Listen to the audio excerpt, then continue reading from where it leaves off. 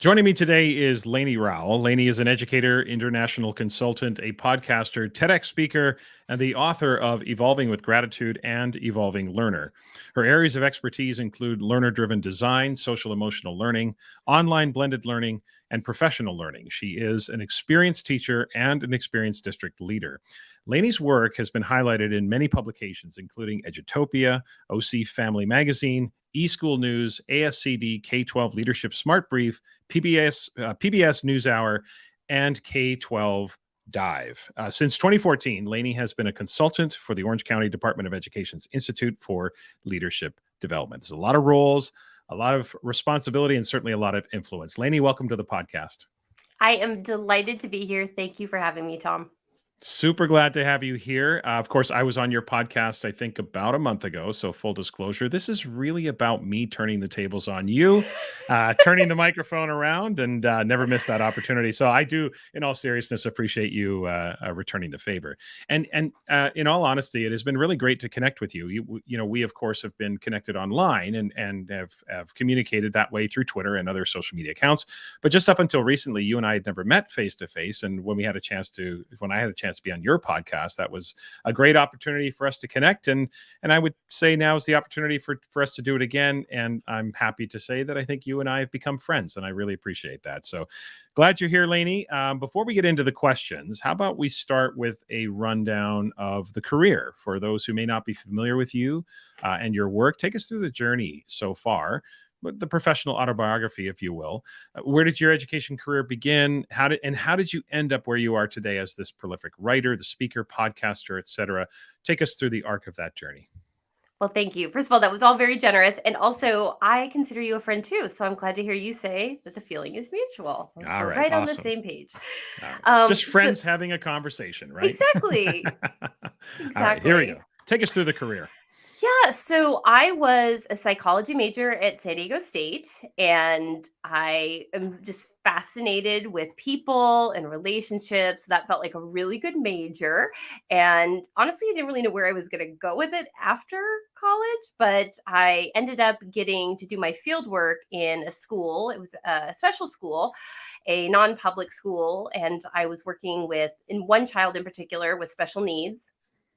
And I just really fell in love with being in a school and working with kids. So my family will probably say I changed lanes without signaling, and I just went, I'm going to be a teacher. And they're like, oh, that's an interesting choice. You weren't, I mean, they didn't say this, but the subtext was clearly like, you were not a stellar student. Like, is this really what you're going to do? But I definitely wanted to work with kids.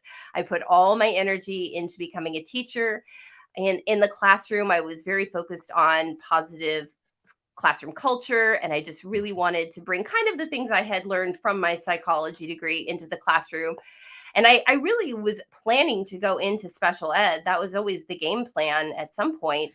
And then I got really interested in how technology could be a pathway to meeting the needs of all learners, and not just academic needs, but actual social emotional needs, how we can use it to connect and collaborate, to give voices to kids who maybe are a little shy raising their hands on the fly, or those types of things. So I really leaned into innovation and education technology, and I was still doing a lot of the positive classroom culture things. And my principal saw what I was doing. I actually ended up being a teacher, opening a brand new school in like my second or third year of teaching. And I was asked to do demo lessons and co-teach with my other teachers on my campus. And eventually, I moved from, being in the classroom and a teacher leader. And eventually I moved into a district leadership position, working with the 33 schools, the 22,000 kids, and the 1,200 teachers that we had in our district. Not a huge district compared to some, like I'm in, Orange County, which is just south of Los Angeles. And so that's a huge district, LAUSD, but still for Orange County, just kind of a large district. So it was a lot of fun. And then at some point, Apple reached out to me and asked if I would be interested in joining their consulting team and being part of the National Professional Learning team. And so I did that for a long time. I loved that. I was still doing a ton of other things like with Q.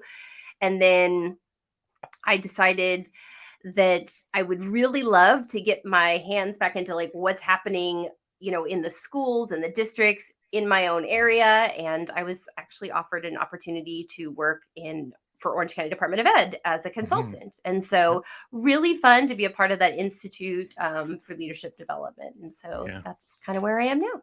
Fantastic. It's an interesting as we transition to talk about your latest book, Evolving with Gratitude.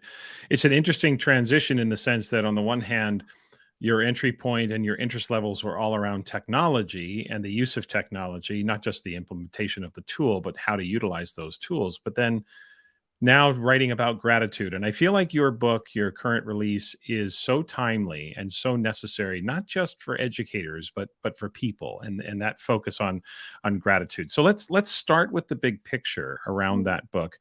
I'm also a big, as you know, when I was on your podcast talking about I'm a big believer in the power of gratitude. So I just, for listeners, where did the inspiration come from for the book, Evolving with Gratitude? Is this something that has always been a part of you, something that you've always thought about? Or was there maybe something more recent that sort of bubbled up to the surface? Or I don't want to say an acute event, or just Yeah. what was it that inspired you to write this book? So there were some big moments that inspired Okay. this. Like I said, I've always been really focused on building community and Hmm. relationships. That's always been a really big thing. But if I'm being perfectly honest, I wasn't necessarily focused in on gratitude specifically. I knew it was Hmm. important. I would hope that if you would ask my lifelong friends, has Lainey always been a grateful person? I hope they would say yes, but I don't know. Yeah. I think I'm much more grateful now than I was Yeah. before.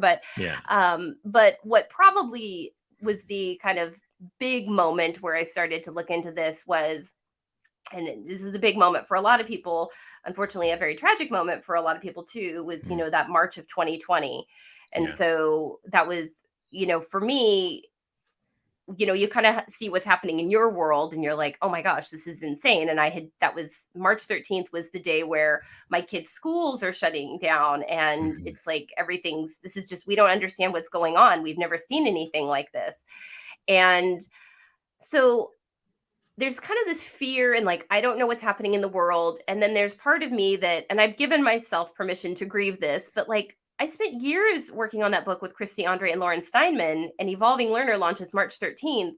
No one's paying attention to a book launch when the world's Yeah. shutting down. So Right. there was part of me that was just kind of really like, this just is terrible. This is like terrible on the grand scale of like humanity. And then on like personally, this is just like really bad for me. I'm so unhappy here. Hmm. And then I know the poem came out from Laura Kelly Fanucci. It came out on March 16th on Instagram. It went viral. I don't think I saw it necessarily on the 16th, but some point within the first week of shutdown, this poem comes out. And it's basically like, when this is over. And I don't do the poem justice, but she goes line by line, like shaking the hand of a stranger, full shelves on the store.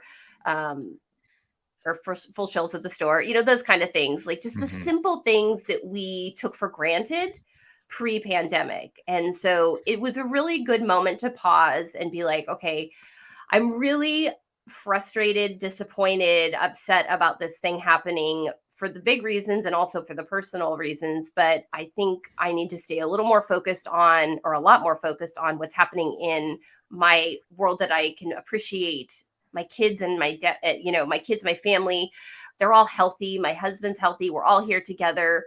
We'll get through this together. And Hmm. that was kind of the first thing. We started doing gratitude journals, and it was really helpful for us. I started making gratitude jars for people and giving them out. And I thought, like, well, this probably won't mean anything to them, but it was helpful. Practicing gratitude was helpful to us. So I'm going to just do it for Right. and, give it to my neighbors. And they're like sharing, over time, people would come back like a couple months later or down the road and be like, that actually really helped us. Hmm. Like, it seems like such a small thing, but that really helped us. And I kind of tucked that in my head, but I didn't really think too much of it. And then in early 2021, George Couros invited me to write a chapter for Because of a Teacher.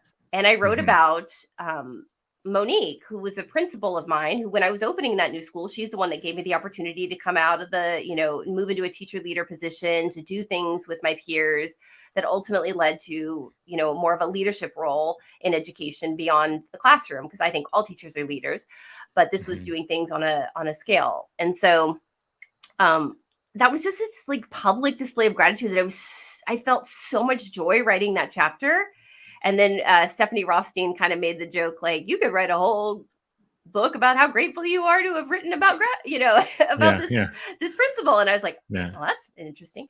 But I'd also written an article on Edutopia that and there's some analytics you can kind of see, and most people don't pay attention to it, but us writers do pay attention to how popular the articles get. And it wasn't my most popular Edutopia article, but it was the one where I got the most DMs and the most comments saying, gratitude is so important. This changed my life. And so that was kind of where I was like, okay, I maybe need to take a closer look at this. And that's what led to the book. Interesting. As you're describing, March 13th, 2020 is going to go down in history as another one of those dates about like, where were you? What, the whole idea. Now, Lainie, I want to ask you, because I think sometimes we have this, this false understanding or misunderstanding about gratitude. You're a human being and you put your life and your soul into writing a book, and the book gets published on March 13th, 2020. No one would blame you for being upset. And yes, there are things happening in the world that are much bigger than us. But sometimes I think that whole idea, that the idea that people have it worse than you is an easy way to dismiss how people are feeling. And you would have every right to feel disappointed. However, what I recognize in the way you describe that story is that you're not willing to wallow in that. So where do you draw the line from your perspective, having been through that? Where do you draw the line? Where do you allow yourself to feel those feelings that are authentic and real? And yet, is it that you try to find ways through it slowly or process them? What is it for you? Like, how did you do that where you didn't dishonor your feelings, but at the same time were understanding perspective around what was happening in the world? That's and thank you for that. That was really beautifully said. I think, one of the things that I learned when I was researching about gratitude is that when you have a grateful disposition, because you can feel grateful, but emotions are fleeting. And so that can just dissipate. And then, something bad happens and you really let it get you down.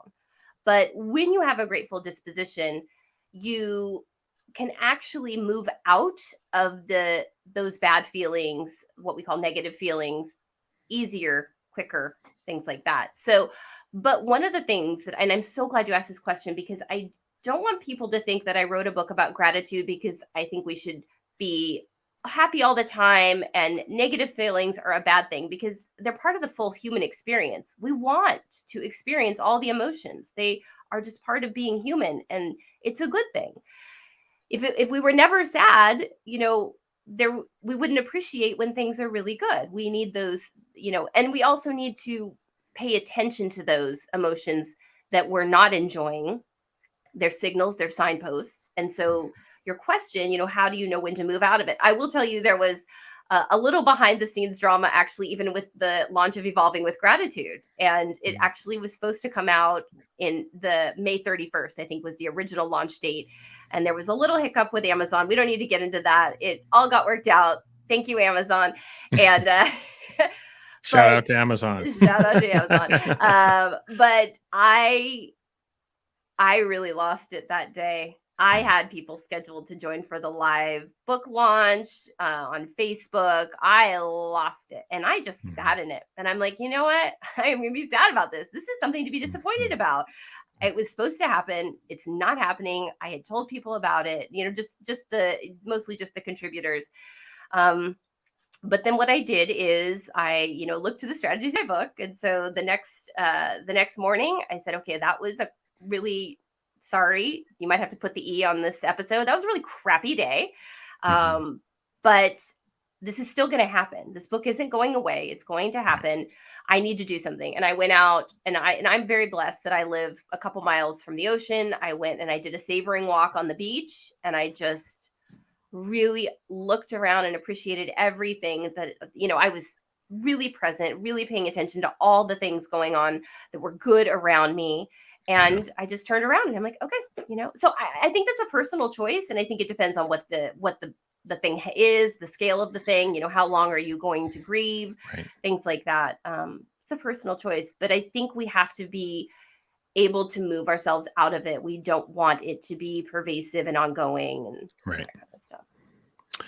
I have always found that setting a time limit has helped me. I'll Yeah. say to myself, okay, I'm going to give myself 48 hours, depending how big it is, 24 Yeah. hours, 48 hours, and I'm going to have my pity party. And then I'm going to put it away and I'm going to try to move on from that. Yeah. It's interesting when we talk about gratitude and the influence it has on our mindset. It makes me think about the difference between authentic expressions of gratitude and that which can be sort of mechanical or superficial. Mm-hmm. And I think sometimes people can inadvertently get into a situation they're going to express gratitude and they start saying things like, well, I'm grateful for the water in my tap, I'm grateful for my floor, I'm grateful for my blinds, I'm grateful for my window, I'm grateful for the sky, I'm great. And it just is this mechanical exercise that isn't really anything of substance. So from your perspective, what are the ways, how do we know that our expressions of gratitude are authentic and really having the impact we want them to have versus that mechanical kind of Yeah. gratitude? Like, what do you, for you, Mm-hmm. what's the difference? Like, how do you know, how do you tell the difference? So it's interesting. So there's the experiencing of gratitude and then there's the expressing of gratitude. So I'll focus on the expressing of gratitude. Sure. Like when we're outwardly, we want to show people that we appreciate them kind of thing. And so, and by Mhm. the way, like just to be a total nerd about it, like the scientists say, like there is a tiny distinction between appreciation and gratitude, but they actually can't articulate what it is. Mm. So I'm throwing that out there, but I'm going to use the words interchangeably because until the Okay. scientists can tell me what the actual difference is, I'm just going to say they're interchangeable. That's right. We're going to put it on them. Yeah, exactly.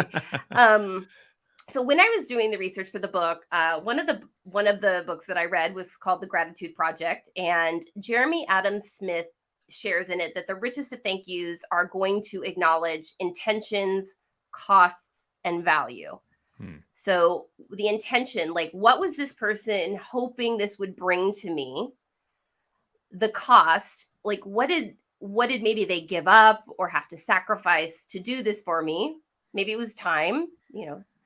And then what value does this bring to me? What am I truly enjoying or appreciating out of this? And so I think it's really important. And when you want to give a good thank you, process through all of those and try and articulate it and then share that out.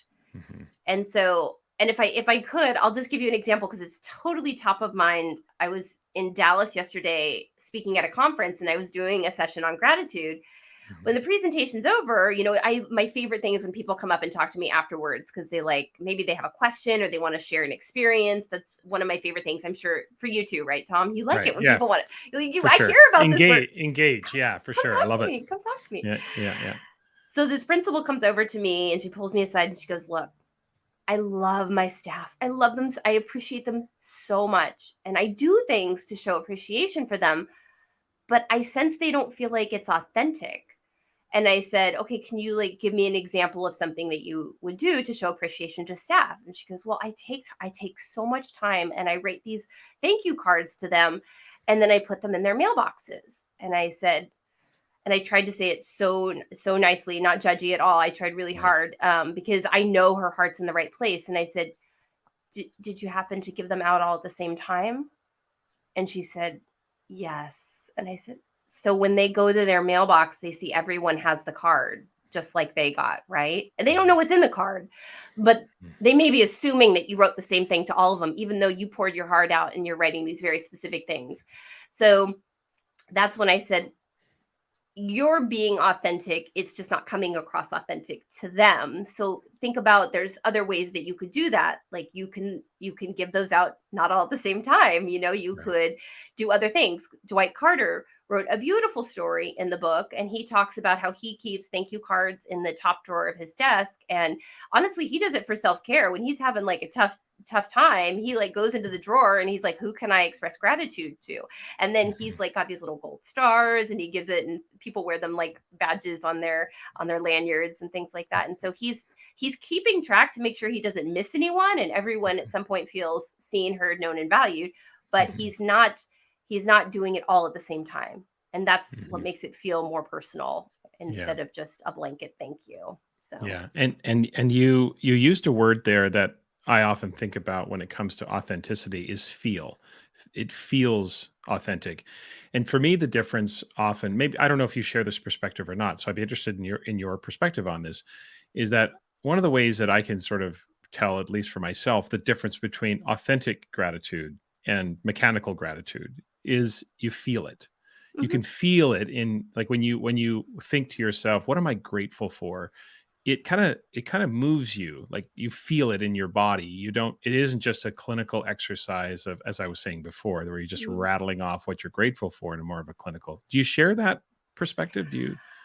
I do. I think we can have the best of intentions, but we can't control how it's going to make them feel. Right. So we can be more intentional about how Right. we deliver Right. it, in Mhm. hopes that, and I think Brene Brown has been talking about this a lot Mhm. lately, is that we can't know how other people are feeling. Mhm. We can think we know, but we don't Yeah. ultimately actually know how people are Yeah. thinking. So we That's we true. do, we do Yeah. our best. We do our best, right? Yeah, I was thinking more of myself when I'm thinking about what am I grateful for. When I think about what I'm grateful for, I get a feeling Yep. inside me that tells me that that really is an authentic kind of time. Okay, so let's talk a little bit now specifically about education, because part of the Yep. book contains stories from, I think, 20 educators from around the world. You've got stories in the book. So I'm wondering, for you, when you looked at all of those stories in their totality, were there any themes that emerged? Were there any sort of lessons you learned? Like, if you were to look at those stories, say from 30,000 feet, what sorts of themes or, like, takeaways did you sort of see run across all of those different stories? Well, and unique and dynamic. We're all unique and dynamic. And I would give Katie Novak credit for giving me that phrase, Of course. because I think it's beautiful in that it captures that we're all different. But I think the dynamic part is also Hmm. really important. Hmm. And so you mentioned there's 18 stories by 20 educators. There were a couple Hmm. stories where we had partners writing.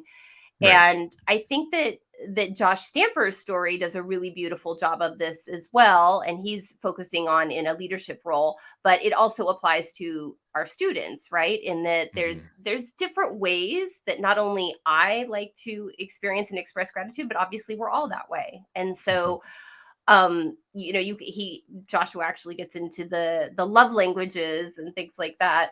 Hmm. He keeps like a spreadsheet of this is how this person likes to receive appreciation. This person is an acts of service person. This person is words of affirmation. This person is gifts. This person is quality time. Like, he keeps track of all of that, but Hmm. he's also very clear to say, just because this person is an acts of service person doesn't mean they won't ever want words of affirmation, right? Right. And so that's where that unique and dynamic comes in, I think, Hmm. because we are all so different. Yeah. And I think part of the dynamic is it's contextual. And so, if you and I both were traveling yesterday, we got home late. Hmm. Normally I'm a words of affirmation person, if any of my friends are listening. But when I get home late after a trip, a clean kitchen is like magic. Acts of Yeah. service are like Yeah. all day what I need on that. So I think that was something that was really special, is because Hmm. I would also say that, like, I personally, before I did this deep dive, before I read all their stories that are in the book, I think, and I don't think I'm alone in this, but I default to, I want to express gratitude in the way that I want people to express it to me. So I'm Right. a words of affirmation all day. I'm always giving people words of affirmation.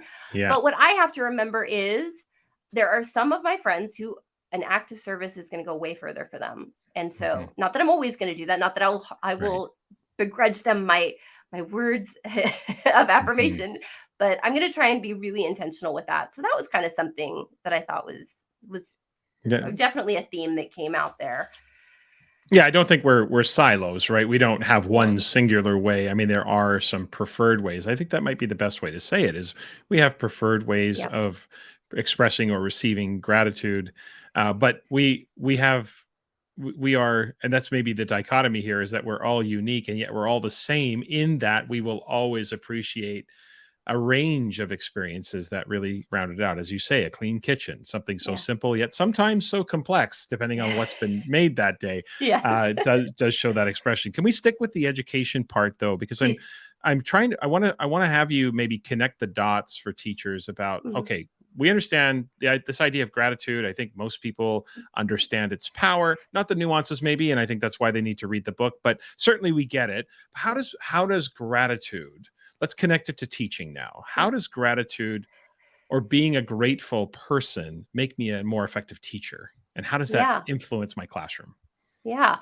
And so I would say we want to bring gratitude for learning into our classrooms because Okay. I think that's something that we maybe haven't always focused on. Maybe there's a newfound appreciation for that time in the classroom to learn with our peers because many of us were robbed of that, at least for a period of time during Right. COVID. But I would say that when we're not present and paying attention to what's going on, we don't tend to appreciate it. And so we want to, I think, on a very like grand scale, bring an appreciation for learning into our school culture and our classroom culture. Hmm. But then also, so I in the book I go into talking about community of inquiry and how we want to have social presence and teaching presence and cognitive presence. And so gratitude would be an underlying current in all of those. But if we want to get to more of like the lesson, more of the granular, I would Hmm. say, well, when you're practicing gratitude, when you're feeling gratitude and that brain gets flooded with, I call them the happiness chemicals, but you can be specific and say Yeah. dopamine and serotonin, and they have their Yeah. nuances as to why they're different. Hmm. But when the brain gets flooded with those happiness chemicals, all the learning centers turn on. And so we can connect this to, for those of you who are familiar with universal design for learning, which I also go into in the book, Right. when we're talking about the affective networks, and that's going to be like what's going to control motivation and priority and like self-regulation. And so Mhm. when we are bringing this lens of and kind of this, disposition of gratitude into teaching and learning, then we're kind of coming in with a preparedness. It's interesting, right? It's like we often, and I will just take full responsibility. I'm a huge taskmaster. I want to get to business. I want to start checking things off the list like Yeah. ASAP. Yeah. But first, I want to get people excited about what we're going to learn about. Like, this is why you Yeah. should care about this. And so there's something to that preparedness before we even get into the teaching and learning that is super important. Hmm. And so again, I point to universal design for learning in there because this is going to tie in with the engagement piece and like, how are we going to get them here with us where they're actually finding this to be important? They're making Right. this a priority. They're motivated to learn about Mm. this. Something you made me think of as you were responding there was this idea of incorporating gratitude, authentic, a grateful disposition, et cetera, as a way to help students gain perspective on the stresses and some of the acute struggles they might have. There's a lot that's stressful about what young people experience in schools, and helping them sort of be metacognitive, recognizing Mhm. how they're feeling. Recognize, is that something you think about as well and talk about? Is that an important part of infusing this into a classroom? So yes, I would say yes, definitely. I Yeah. like to I think it's hard. I think it's hard to just say, go bring gratitude into your classroom. And people are Right. like, okay, thanks. That's super helpful. So what I look to is something that I have used for years, which is Castle's 3 signature practices. So I look at the welcoming inclusion activity, Mhm. engaging strategies, and the optimistic closure. So I like to bring a specific gratitude practice into one of those. So Mhm. I'll just give you an example of one that I like to do with kids and adults. And it's really kind of a general gratitude practice that just gets us in the idea of like being grateful to be a learner. And Mhm. so it's a, you might have even heard of it, like give two take two with Right. post-its, the Mhm. icebreaker. Yeah. So I would ask the learners, small or tall, hey, can you on a post-it write down something that you're grateful you learned about? And I try not to give a lot of constraints, but it depends on what we're about to be learning about next. And so just tell me Right. something you're grateful to have learned in your Mhm. life. And then you're going to write that on one post-it. And then I want you to write the exact same thing on another post-it. And then we're going to get up and we're going to go find someone else in the room, hopefully someone we haven't maybe talked to lately. And I want you to exchange and you tell them what you're grateful that you learned. And they're going to say what they're grateful they learned. And you'll exchange the post-its. And then you'll repeat that with another partner. And so it's not, you could make it tied specifically to the content that you've been studying in your class. Tell me something that you appreciated that we learned last week, or what was a takeaway from yesterday, something that you're grateful we discovered yesterday, something like that. So, so something, you can do something like that. You can do it as an engaging strategy. You can do it as an optimistic closure. There's all different ways to bring gratitude in, but the underlying current also is this: we want to be grateful for what we're learning, make those connections to the real world. This is why you should want to know about this. And at a minimum, if we can't get kids excited about every little thing we're teaching, let's at least get them excited to be learners. That I know we can do. Yeah, you definitely can help them get excited about the opportunity that's in front of them, pique their curiosity, and have them experience gratitude in a way that sort of leans into what it is they're about to learn. It's interesting because when I was thinking about chatting with you today, one question that came to mind was this notion of, I don't even know if this is the right term, but I kind of call it retroactive gratitude. I think about this a lot because it's a very interesting experience. And what I mean by this, and I'm wondering if you've had an experience like this, or I'm wondering if you have a perspective on that. It's where something that you want to have happen, you want it so bad in your life and it doesn't happen. And you're so disappointed and you're so upset about it. And then few weeks later, a few months later, maybe a couple of years later, you start to realize, you get this overwhelming feeling of gratitude that it didn't happen, that you actually didn't get the job, or you actually didn't close on that house, or you didn't get that opportunity in front of you. It's like an odd phenomenon, but where you become grateful for not getting something or not accomplishing something. It's almost like the opposite. So has anything like that ever happened to you? Or do you have a perspective on that? Like, what are some thoughts that you have about this retroactive gratitude? I don't know. Again, I don't know if that's the right term or not, but what are your thoughts around that idea of gratitude in retrospect, if you will? Yeah, so I don't know of any longitudinal studies on it, No. and I'll just quickly say, the science of gratitude has only been, around for about 25 years. Dr. Robert Emmons is, one of the leading, if not the leading, science of gratitude experts.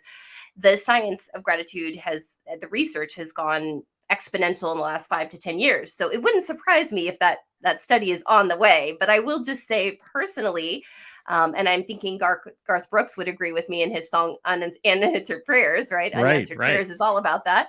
Right.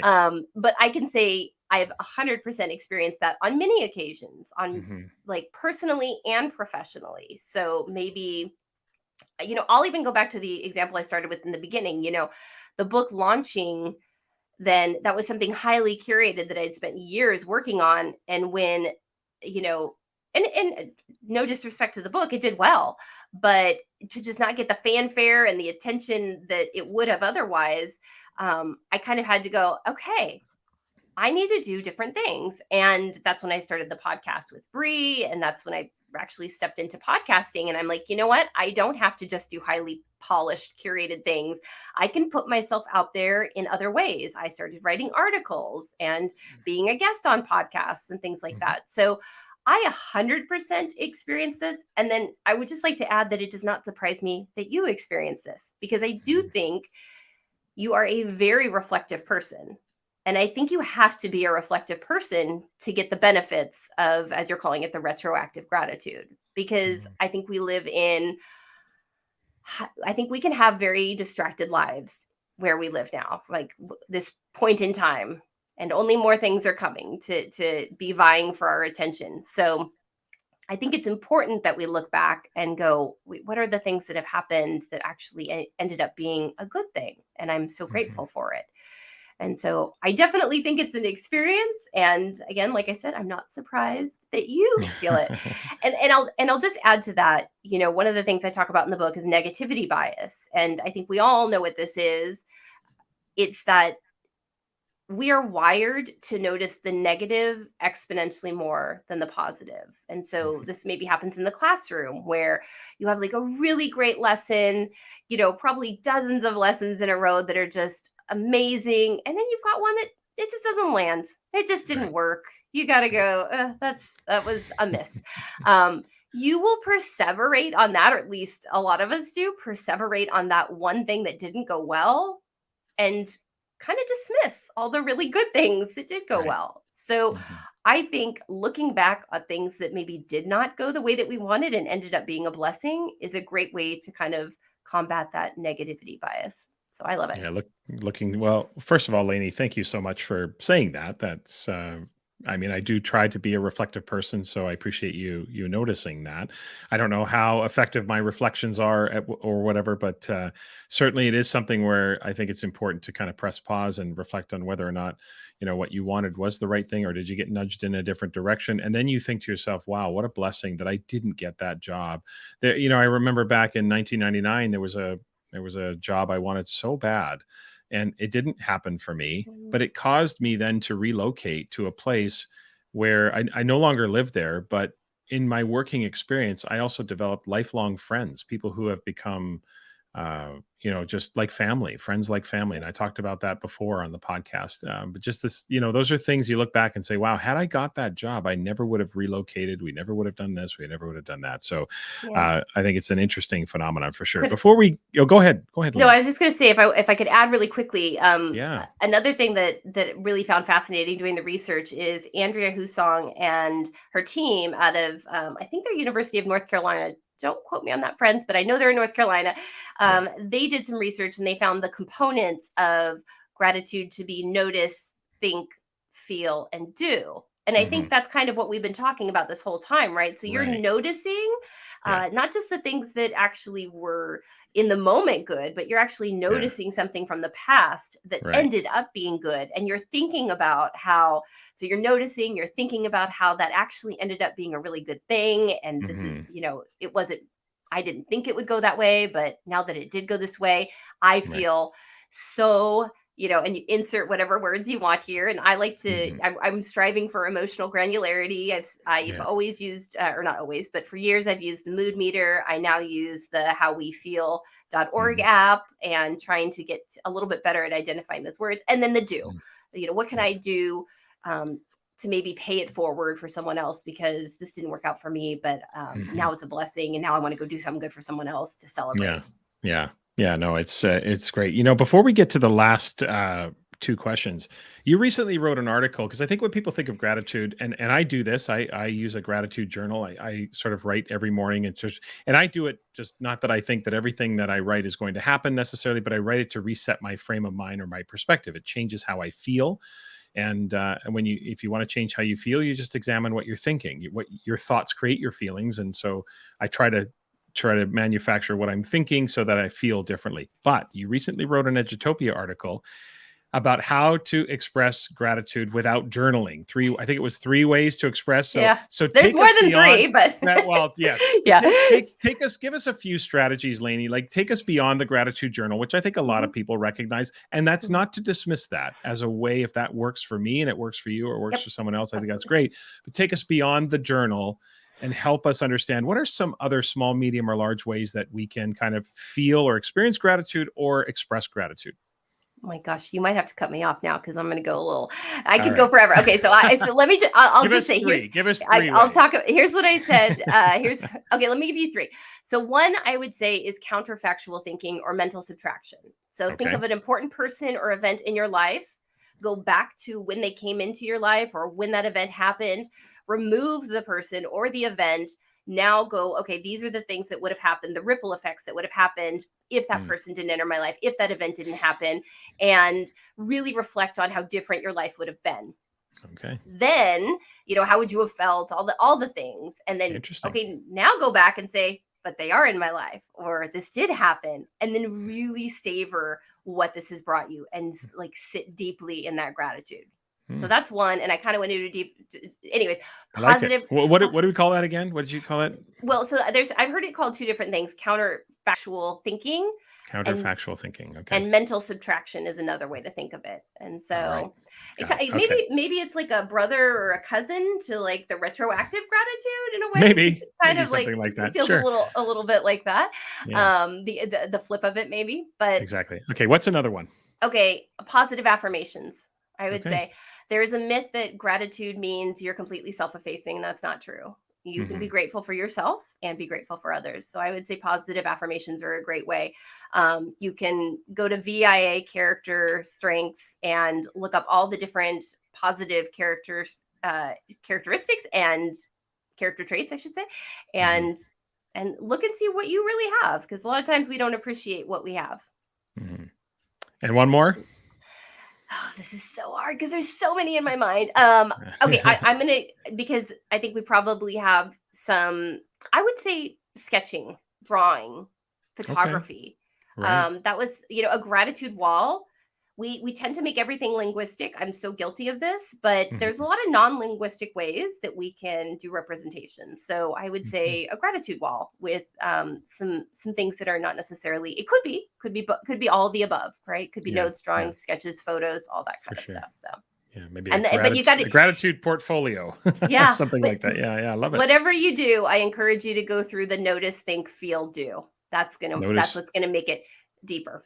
Yeah. Notice, think, feel, do. And I love that because I very much subscribe to that feel. If you don't feel it, it doesn't feel authentic in that. I mean, Lainie, I know you have a number of ideas running through your head. We probably could do this for another hour, but we're gonna finish up here with two questions that I know you're familiar with because you have listened to my podcast as well. And I have two questions I always ask every guest when they come on.